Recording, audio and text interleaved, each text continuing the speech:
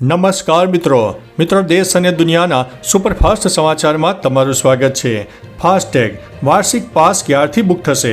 કેન્દ્રીય પરિવહન મંત્રી નીતિન ગડકરીએ તાજેતરમાં જ વાર્ષિક ફાસ્ટેગ પાસની જાહેરાત કરી છે।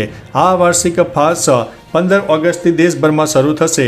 તેને નેશનલ હાઈવે ઓથોરિટી વેબસાઇટ ઉપર સૂચિબદ્ધ કરવામાં આવ્યો છે। આ પાસ વ્યક્તિ 3000 રૂપિયાના ખર્ચે આખા વર્ષ માટે અથવા તો 200 ટ્રીપ સુધી મુસાફરી કરી શકશે। આ વાર્ષિક પાસ ફક્ત ખાનગી કાર, વાન અને જીપ જેવા વાહનો પર લાગુ થશે। આમાં વાણિજ્યિક વાહનોનો સમાવેશ થતો નથી। મિત્રો, અન્ય મહત્વના સમાચારની વાત કરીએ તો આ હોટલનું એક રાતનું ભાડું 8.65 કરોડ રૂપિયા છે।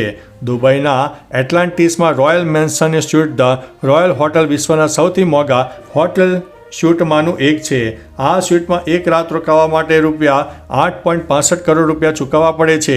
આ સ્યુટ લગભગ 14,000 ચોરસ ફૂટમાં ફેલાયેલો છે।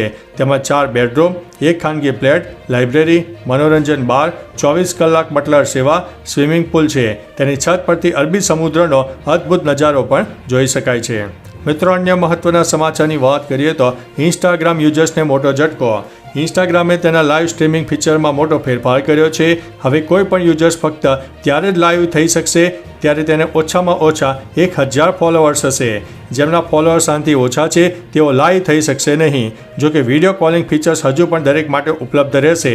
કંપનીએ તેના વપરાશકર્તાઓ માટે આવો પ્રતિબંધ કેમ લાદ્યો છે તે અંગે કોઈ સત્તાવાર માહિતી આપવામાં આવી નથી। મિત્રો, અન્ય મહત્વના સમાચારની વાત કરીએ તો 13 મોટા દેશો જે નથી માનતા ભગવાન અને અલ્લાહમાં। ગત 10 વર્ષમાં ઘણા દેશોમાં ધર્મમાં માનનારા લોકોની સંખ્યા ઘટી છે। ફ્રાન્સ, બ્રિટન, ઉરુગ્વે અને ઓસ્ટ્રેલિયા બાદ હવે ખ્રિસ્તી બહુમતી ધરાવતા દેશો નથી। હવે મોટી વસ્તી પોતાને નાસ્તિક કહે છે। ચીનમાં 90% લોકો કોઈ પણ ધર્મમાં માનતા નથી। કુલ 13 થી 14 દેશો એવા છે કે જ્યાં નાસ્તિકોની સંખ્યા વધારે છે। ભારતમાં પણ નાસ્તિકોની સંખ્યા ધીમે ધીમે વધી રહી છે, જો કે તે હજી પણ ઓછી છે। મિત્રો, અન્ય મહત્વના સમાચારની વાત કરીએ તો વિશ્વનો સૌથી લાંબો દરિયા કિનારો કેનેડામાં। ભૂગોળની દ્રષ્ટિએ કેનેડા એ વિશ્વનો એવો એકમાત્ર દેશ છે જેનો સૌથી લાંબો દરિયા કિનારો છે। તેની લંબાઈ આશરે 2,43,042 કિલોમીટર છે, જેમાં મુખ્ય ભૂમિ, ટાપુઓ અને ખાડીઓનો સમાવેશ થાય છે। આ વિશાળ દરિયા કિનારો કેનેડાને અનોખો કુદરતી સૌંદર્ય અને વિપુલ દરિયાઈ સંસાધનો પ્રદાન કરે છે। મિત્રો, અન્ય મહત્વના સમાચારની વાત કરીએ તો આઈફોન, મેકબુક યુઝર્સ જલ્દી સિસ્ટમ અપડેટ કરી દેજો। આઈફોન અને મેકબુકની ઓપરેટિંગ સિસ્ટમમાં ખામી હોવાની વાત વહેતી થઈ છે। ખામીને કારણે ડિવાઇસના ડેટા ચોરી થવાની શક્યતા રહેલી છે। એપલની તમામ પ્રોડક્ટમાં આ ખામીઓ જોવા મળી રહી છે। ખામીને એક અલગ અંદાજ તરીકે ઓળખવામાં આવી રહી છે। એપલે તેના સમાધાનમાં નવી ઓપરેટિંગ સિસ્ટમની જાહેરાત કરી છે, જેને અપડેટ કરતા યુઝર્સના ડિવાઇસ ફરીથી સુરક્ષિત થઈ જશે। મિત્રો, અન્ય મહત્વના સમાચારની વાત કરીએ તો 2 ઓગસ્ટે સૂર્યગ્રહણ થયું નથી। સોશિયલ મીડિયા પર વાયરલ થઈ રહેલા એક અહેવાલ મુજબ 2 ઓગસ્ટના રોજ સૂર્યગ્રહણ થવાનું હતું। નાસાએ પોતે આ અંગે સત્ય જણાવ્યું છે। નાસાના મતે આ સૂર્યગ્રહણ ચોક્કસપણે 2 ઓગસ્ટના રોજ થવાનું નથી, પરંતુ આ વર્ષે નહીં પરંતુ 2027માં થશે।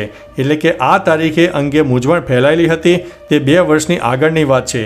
હકીકતમાં 2027નું આ સૂર્યગ્રહણ એટલું ખાસ હશે કે તેને સદીનું ગ્રહણ માનવામાં આવશે। મિત્રો, અન્ય મહત્વના સમાચારની વાત કરીએ તો ટ્રમ્પનો મોટો નિર્ણય। રશિયા સાથે વધી રહેલા તણાવ વચ્ચે અમેરિકી રાષ્ટ્રપતિ ડોનાલ્ડ ટ્રમ્પે શુક્રવારે રશિયા નજીક 2 ન્યુક્લિયર સબમરીન તૈનાત કરવાનો આદેશ આપ્યો। ટ્રમ્પે આ પગલાં પાછળ રશિયાના પૂર્વ રાષ્ટ્રપતિ દ્વિમિત્રી મેદવેદેવની ભડકાઉ વાણીને કારણભૂત ગણાવી છે। તેમણે કહ્યું છે કે શબ્દો ખૂબ જ કિંમતી હોય છે અને ઘણીવાર અજાણતા ગંભીર પરિણામો ભોગવવા પડી શકે છે। આ ન્યુક્લિયર સબમરીન ક્યાં તૈનાત થશે તે ટ્રમ્પે જણાવ્યું નથી।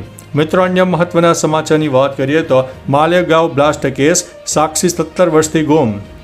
2008ના માલેગાંવ બ્લાસ્ટ કેસના સાક્ષી દિલીપ પાટીદારના રહસ્યમય રીતે ગુમ થયાના 17 વર્ષ પછી પણ તેમનો કોઈ પત્તો નથી। તેમના પરિવારની અરજી પર ઇન્દોરની એક કોર્ટે તેમને સિવિલ મૃત્યુ જાહેર કર્યા છે। પાટીદાર પરિવારના વકીલે શુક્રવારે આ માહિતી આપી હતી। સિવિલ મૃત્યુનો અર્થ એ છે કે જ્યારે કોઈ વ્યક્તિ 7 વર્ષ કે તેથી વધુના સમયથી ગુમ થયો હોય અને તેનો કોઈ પત્તો ન મળે તો તેને કાયદેસર મૃત જાહેર કરવામાં આવે છે। મિત્રો, અન્ય મહત્વના સમાચારની વાત કરીએ તો પીએમ મોદીનો ગઈકાલે 51મો કાશી પ્રવાસ જોવા મળ્યો છે।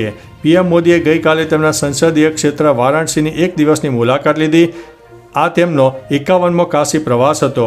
અહીં તેમણે 183.45 કરોડના ખર્ચે બનેલા 52 વિકાસ પ્રોજેક્ટનું ઉદ્ઘાટન કર્યું. આ ઉપરાંત તેમણે એક જનસભાને સંબોધિત કરી અને આ દરમિયાન વડાપ્રધાન PM કિસાન સન્માન નિધિનો 20મો હપ્તો પણ જારી કર્યો હતો. દેશભરના 9.70 કરોડથી વધુ ખેડૂતોના ખાતામાં 20,500 કરોડ રૂપિયા સીધા ટ્રાન્સફર કરવામાં આવ્યા હતા. મિત્રો, અન્ય મહત્વના સમાચારની વાત કરીએ તો ખાડા પડે તો સરકારને ન કહો, જાતે પૂરી દો તેવું આ નેતાએ જણાવ્યું છે. ગુજરાતમાં ચોમાસાને કારણે રોડ રસ્તા પર પડેલા ખાડાઓથી લોકો પરેશાન છે, ત્યારે શિક્ષણ મંત્રી કુબેર ડિંડોરે એક વિવાદાસ્પદ નિવેદન આપ્યું છે. ગોધરાના એક કાર્યક્રમમાં તેમણે કહ્યું છે કે ખાડા પડે તો પણ સરકારને ફોન કરાય, ફોન કરવાથી કંઈ નહીં થાય, જાતે કામ કરો. તેમણે લોકોને નાગરિક ધર્મ અપનાવીને ખાડા જાતે પૂરવાની સલાહ આપી છે, જે સરકારની નિષ્ફળતા છુપાવવાનો પ્રયાસ ગણાઈ રહ્યો છે. મિત્રો, અન્ય મહત્વના સમાચારની વાત કરીએ તો ગુજરાતમાં ગ્લુ ટ્રેપના વેચાણ અને ઉત્પાદન ઉપર પ્રતિબંધ. ગુજરાત સરકારે ગ્લુ ટ્રેપના ઉત્પાદન, વેચાણ અને ખરીદી ઉપર પ્રતિબંધ મૂક્યો છે. સરકારે ગુજરાત હાઈકોર્ટમાં જવાબ આપતા જણાવ્યું છે કે ઉંદરો અને અન્ય નાના જીવોને પકડવા માટે વપરાતી આ પદ્ધતિ તેમના માટે અત્યંત પીડાદાયક છે અને મૃત્યુનું કારણ બને છે. આ માનવીય પાસાને ધ્યાનમાં રાખીને સરકારે આ નિર્ણય લીધો છે. હવેથી આ નિયમનો ભંગ કરનાર સામે કાયદેસરની કાર્યવાહી હાથ ધરવામાં આવશે. તો ચાલો મિત્રો, ફરીથી દેશ અને દુનિયાના સુપરફાસ્ટ સમાચાર લઈને મળતા રહીશું. ત્યાં સુધી અમને રજા આપશો. નમસ્તે.